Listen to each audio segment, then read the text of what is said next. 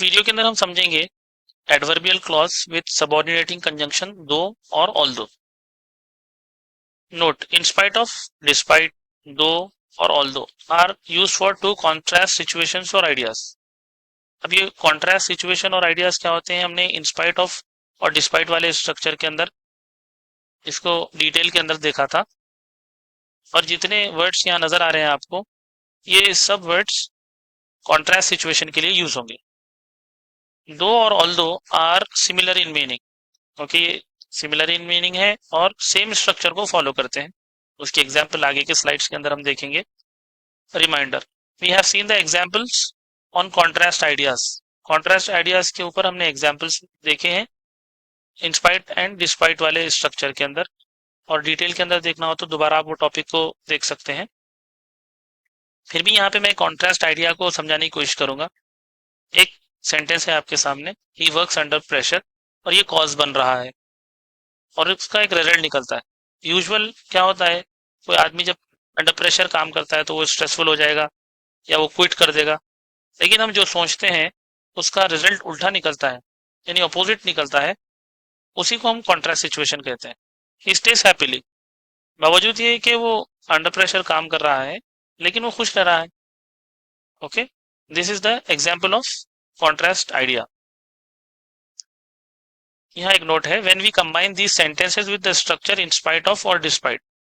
ऐसे स्ट्रक्चर आपको देगा, दो ऑल दो में भी देगा और एग्जाम्पल्स देगा ऐसे, और उसको कंबाइन करने के लिए बोलेगा इन स्पाइट ऑफ, डिस्पाइट या दो और ऑल दो, तो कॉन्ट्रास्ट आइडियाज रहेंगे वो।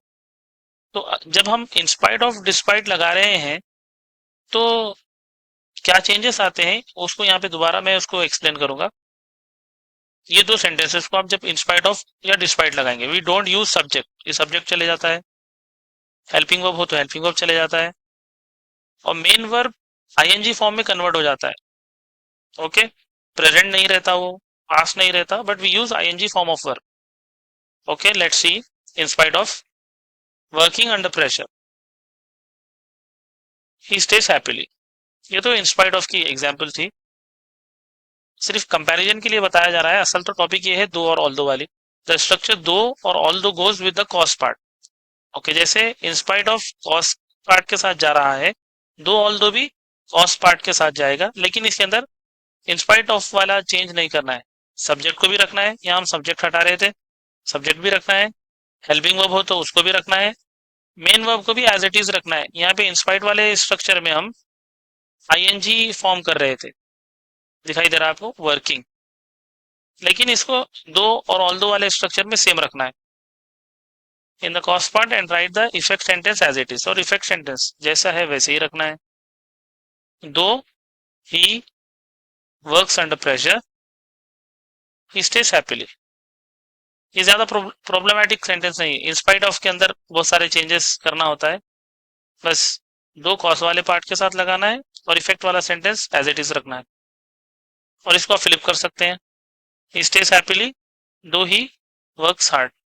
ओके, वर्क्स हार्ड लिखा हूं मैं यहाँ पे, करेक्शन कर लूंगा, आप भी करेक्शन कर लीजिए। ही works under pressure, right. Walt Disney got many rejections, but he succeeded to become the renowned personality. Okay, एक cause है, एक उसका effect है। Other conjunctions and preposition like despite, in spite of, which is similar to though, although, get dropped. जब हम दो although लगा रहे हैं और दूसरे कंजंक्शन आएंगे जो सिमिलर मीनिंग देंगे दो के, वो पूरे ड्रॉप हो जाएंगे। Okay, when we write any clause in the beginning, use noun. जब आप सेंटेंस करते रहेंगे, ये सेंटेंस को कंबाइन करेंगे तो आपको एक पॉइंट आएगा, तो आप जब समझ जाएंगे। मैंने यहाँ तो नोट लिखा दी है, अब आपको काम करना है। यहाँ इस सेंटेंस के अंदर दो लगाना है, सेकंड वाले सेंटेंस के अंदर, थर्ड वाले सेंटेंस को आपको ऑल दो लगाना है और फ्लिप भी करना है। You can check your answer. और आगे बढ़ते हैं। अच्छा, आपको एग्जाम में ऐसे भी देगा, इन spite of not being his mistake he stop fighting. अब इसको कंबाइन करने के लिए बोलेगा दो से या ऑल दो से। while adding दो और ऑल दो, if in spite of or despite is there in the sentence, follow the steps। आपको कुछ स्टेप्स फॉलो करना है। रिप्लेस इन स्पाइट ऑफ और डिस्पाइट विद दो और ऑल दो। ये जो वर्ड इन स्पाइट ऑफ है उसको हम किससे रिप्लेस करेंगे, दो से या ऑल दो से। ओके, दो से कर रहे हैं हम यहाँ पे। At the subject, suitable subject.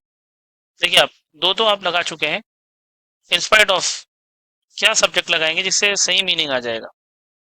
Okay, आप सोच के जवाब दें। इट, दो इट नॉट बीइंग, ही तो नहीं लगा सकते हम। It not being his mistake, फिर भी कुछ चीज की कमी दिखाई दे रही है। Write helping verb, see the tense of the independent clause. ये जो इंडिपेंडेंट क्लॉज है इसका टेंस देखेंगे, यहाँ पास्ट है और इट के साथ हम पास्ट हेल्पिंग वर्ब लगाएंगे, वॉज। ओके, ये फिक्स नहीं है रूल, लेकिन बेहतर ये है। राइट, प्रेजेंट भी लगा सकते हैं, लेकिन मेरी एडवाइस है ये है कि आप इस टेंस को देखें और यहाँ पे जब हेल्पिंग वर्ब हो जो भी हो उसके हिसाब से आप ये टेंस के हिसाब से हेल्पिंग वर्ब लगाएं। It was not his mistake, यहाँ रिपीट करता हूं मैं। सबसे पहले तो आप इंस्पायर्ड को हटा देंगे, दो लगाएंगे और सुटेबल सब्जेक्ट ऐड करेंगे। इट, इट ही ज्यादा सुटेबल नजर आ रहा है यहाँ पे। और इट के बाद हेल्पिंग वर्ब तो लगाएंगे आप। तो जब हेल्पिंग वर्ब लगाने जाएंगे आप, तो ये वाले हिस्से को देखें, ये कहलाता है इंडिपेंडेंट क्लॉज। तो ये अगर पास्ट में हो तो आप यहाँ पे पास्ट हेल्पिंग वर्ब लें अकॉर्डिंगली। अगर सिंगुलर हो तो singular helping verb, plural subject हो तो प्लूरल हेल्पिंग वर्ब, और सब चीज, और वो रिमूव कर दें आप बीइंग, बीइंग को। Though it was not his mistake, he stop fighting. Right, he stop fighting though it was not his mistake. ये इसको फ्लिप कर सकते हैं, ये वाले हिस्से को इधर और दो वाले हिस्से को इधर। अब आपको क्या करना होगा, फिफ्थ वाला सेंटेंस करना होगा। यहाँ पे आपको डिस्पाइट, सॉरी, डिस्पाइट तो दिया गया है, ऑल्दो लगाना है आपको फिफ्थ और सिक्स्थ में।